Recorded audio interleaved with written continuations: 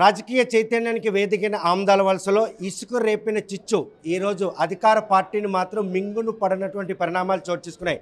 ఆమ్దాల వలస మండలం పాతూరు గ్రామస్తులపై పోలీసులు సమక్షంలో గోండాలు దాడి చేయడం, ఈ పరిణామం మాత్రం జిల్లా వ్యాప్తంగా ఒక్కసారిగా ఉలిక్కిపాటు గురైంది.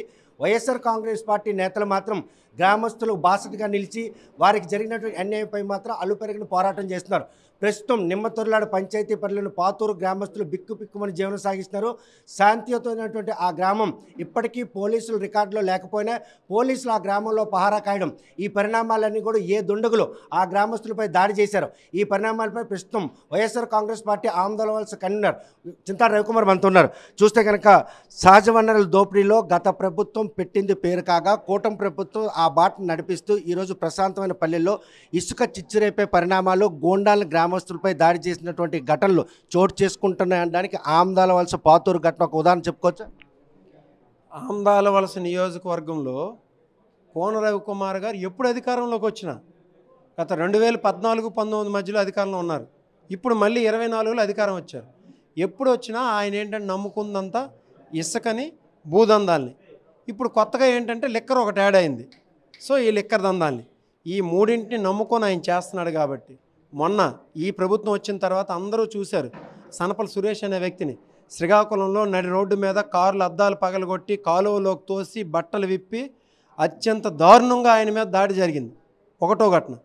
రెండోది మొన్న పాతూరులో వాళ్ళు ఏమి అడిగారంటే పాపం వాళ్ళు చిన్న గ్రామస్తులు, ఎవరు బయటికి కూడా రాలేనటువంటి గ్రామస్తులు వాళ్ళు మేము రోజు అవసరాల కోసం వాడుకుంటున్నటువంటి ప్లేస్లో మీరు ఇసుక త్రవ్వకాలు జరిపించొద్దు అని అడిగినందుకు కోన రవికుమార్ ఆ రాత్రి మీద గంజా బ్యాచ్ని పంపించాడు. 100 మంది గంజా బ్యాచ్ని పంపించాడు. వాళ్ళ ఊర్లో ఉన్న వాళ్ళందరినీ దాడి చేశాడు. దాడి చేసి వాళ్ళని గాయపరిచాడు.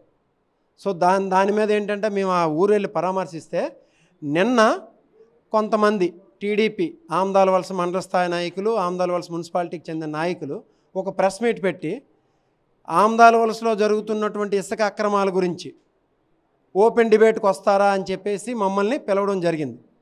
నేను చాలా మంచి పరిణామం అనుకున్నాను. నేను అది విన్నంటనే వాళ్ళు మాట్లాడాలని ఆడారో లేకపోతే నోరు జారిపోయారో కానీ చాలా మంచి పరిణామం అనుకున్నాను నేను. ఖచ్చితంగా మేము ఈ సందర్భంగా ఏంటంటే సవాల్ చేస్తున్నాం.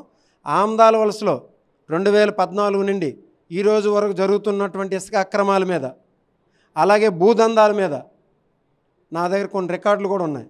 భూదందాల మీద, అలాగే లిక్కర్ అక్రమాల మీద, వీటన్నిటి మీద వీళ్ళకి ఇప్పుడు నిన్న మాట్లాడారు.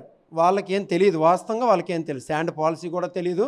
వాళ్ళకి తెలిసిందంతా ఏంటంటే జేసీబీ ఒకటి, ట్రిప్పర్ ఒకటి, ఇసుక తెప్పించుకోవడం, దొంగ బిల్లు ఇవ్వడం, సాయంత్రం పంచుకోవడం, అదే తెలుసు వాళ్ళకి. అంతకంటే తెలుసు. సో వాళ్ళనే నేను ఇప్పుడు ఓపెన్ డిబేట్ పిలిచేసి మీరు మాట్లాడమంటే మళ్ళీ ఆ దొంగ బిల్లే మాట్లాడతారు. సో వాళ్ళతో మాట్లాడలేం. కాబట్టి మీరేంటంటే కోన రవికుమార్ గారిని రమ్మనండి. ఎక్కడైనా ప్లేస్ ఆయనదే చెప్పమంటున్నాం, ఆయనే డేట్ చెప్పమంటున్నాం. ఆయన నిజంగా ఆయన పచ్చ చొక్కా వేసుకుంటే ఓపెన్ డిబేట్కి రమ్మనండి. ఎక్కడ వేదిక చేయబోతున్నారు? కోన రవికుమార్తో పాటు పక్కా ఆధారాలతో రవికుమార్ ప్రత్యక్షంగా కూర్చున్నట్టయితే ఏ ఆధారాలు మీ దగ్గర ఉన్నాయి? ఎక్కడ వేదిక చేసుకుంటారు? వాళ్ళని పిలుపునిస్తున్నారా, మీరు వేదిక చేయబోతున్నారు? ఆయనే చెప్పమంటున్నాం, డేట్ ఆయనే చెప్పమంటున్నాం. ఆయన ఇప్పుడు ఇక్కడ నాకు తెలిసి ఇండియాలోనే లేరు, ఆయన ఎక్కడికో బయటకు వెళ్ళారని విన్నాను. వచ్చిన తర్వాత ఆయనే ఒక డేట్ చెప్పమనండి, ఆయనే వేదిక చెప్పమనండి. మేము వెళ్తాం. వెళ్ళి ఇసుక అక్రమాలు, భూదందాలు, లిక్కర్ అక్రమాలు, వీటన్నింటి మీద కూడా చర్చిద్దాం. చర్చించి నిజంగా ఆయన ఏం లేడని సచ్చీల్డ్ అని తేలింది అనుకోండి, ఇంకెప్పుడు మేము ఆయన గురించి ఒక మాట కూడా ఆడం. ఇంకా ఇప్పుడు వీళ్ళు కూడా అంటున్నారు కదా మేము మరి ఏం తక్కువ స్థాయిలో మమ్మల్ని ఎందుకు అలా నెగ్లెక్ట్ చేస్తున్నారని చెప్పేసి. వాళ్ళకి ఈ విషయాలు ఏం తెలియదు. కాబట్టి నిన్న ఎవరైతే మాట్లాడుతున్నారో వాళ్ళు, నేను చెప్తున్నాను ఏంటంటే కోన రవికుమార్ గారు చేస్తున్న ఇసుక అక్రమాల దగ్గర మిగతా అక్రమాలు లేవు. కోన రవికుమార్ గారు చేస్తున్న ఒక ఇసుక అక్రమాల దగ్గర చిల్లర ఏరుకున్నోళ్ళే. ఎందుకు చిల్లర అని అంటానంటే కోన రవికుమార్ గారు ఈ సంవత్సరంలో దాదాపు 10 ర్యాంపులు చేశారు. 10 రీచ్లు చేస్తే వీళ్ళేంటి, ఒక రీచ్లో 5 పైసలు 10 పైసలు వాటా ఉన్నోళ్ళు, వాటాదారులే. వాళ్ళకి తెలుసు నా సంగతి. 5 పైసలు 10 పైసలు వాటాదారులు. ఈ 10 రీచ్ల్లో ఒక రీచ్లో 5 పైసలు 10 పైసలు వాటాకే లక్షలు వీళ్ళు నెలకు సంపాదిస్తున్నారు. కాబట్టి మేము 5 పైసలు 10 పైసల వాటాకి మేము లక్షలు సంపాదించట్లేదు, చింతాడు రవికుమార్ అబద్ధాలు చెప్తున్నాడు అని మన ఆమ్దాల వలస ఇలవేల్పు పోలమ్మ తల్లి గుడి అక్కడికి వచ్చి ఒట్టేసేమనండి, ప్రామిస్ చేసేమనండి. నేను అప్పుడు ఇంకేం మాట్లాడను. దీనికోసం అని చెప్పేసి ఈరోజు ప్రెస్ మీట్ పెట్టాను. ఎందుకంటే కనుక ఇప్పుడు ఏదైతే పాతూరు ఘటన ఉంది ఆ ఘటనలో గ్రామస్తులు చెప్పిన వాస్తవాలు ఏంటి, ఆ అంటే ర్యాంప్ నిర్వాహకులు చేసినటువంటి పరిణామమేనే గోండాలు ఆ ఊర్లో గంజాయి బ్యాచ్ వెళ్ళి వాళ్ళ మీద దాడి చేసింది? నిర్వాహకులు ఏంటండి, అది ఇచ్చింది ఎక్కడ ఇచ్చారు? నిమ్మతూరులోనని ఏదో పర్మిషన్ ఇచ్చారు. దానికి ఏదో ఇసుక ఇలా బౌండరీస్ పెడతారు, జియో కోఆర్డినేట్స్ పెడతారు. నేను వీళ్ళకి తెలియదు అనడానికి కారణం అంటే జియో కోఆర్డినేట్స్ ఉంటాయి అక్కడ.